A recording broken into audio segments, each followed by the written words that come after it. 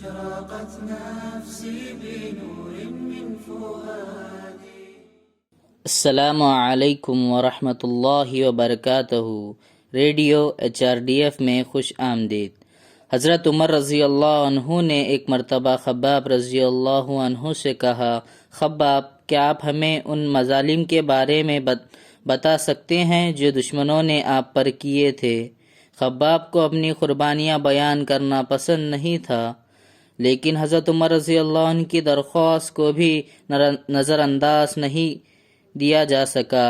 آخر کچھ کہے بغیر انہوں نے دھیرے سے اپنے جسم سے کپڑے ہٹائے اور اپنے جسم کے باہری حصے کو دکھایا۔ اس منظر نے حضرت عمر رضی اللہ عنہ کو چونکا دیا۔ لوہے کے کانٹوں سے ہونے والے زخموں کو دیکھ کر حضرت عمر رضی اللہ عنہ کے آنسو نکل پڑے۔ ان تمام مشکلات کو برداشت کرنے کے باوجود وہ اپنے نظریات سے مسلسل جڑے رہے۔ کافروں اور منافقوں کی پیروی نہ کرو۔ انہوں نے اس قرآنی آیت کی اطاعت کی۔ مندرجہ بالا ایک تجویز ہے جس پر ہر ایک مبلغ اور نیکی کے حامیوں کو غور کرنا چاہیے۔ جب ہم خیر کے ساتھ آگے بڑھیں گے، دشمن فتنوں اور اشتعال انگیزیوں کے ساتھ آگے آئیں گے۔ ایسی دھمکیوں یا میٹھے وعدوں سے ہمیں اپنے مشن سے نہیں ہٹنا چاہیے۔ اللہ پر بھروسہ رکھیں اور آگے بڑھیں۔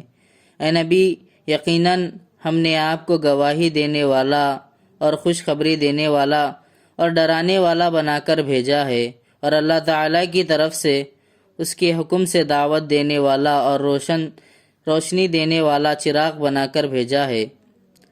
رسول اللہ صلی اللہ علیہ وسلم نے اپنے بے لوث زندگی سے لوگوں کو اسلام کا تعارف کرایا، نیکی کرنے والوں کے جنت کی خوشخبری سنائی، خلاف ورزی کرنے والوں کو انہوں نے خبردار کیا کہ ان کو سخت سزا دی جائے گی۔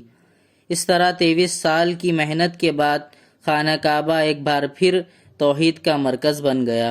یہیں سے فطری رسم و رواج کا خاتمہ ہوا، کعبہ بتوں سے پاک ہو گیا، اسلام اندھیروں کے دور کو ختم کر کے نمودار ہوا اور پوری دنیا میں روشنی پھیل گئی۔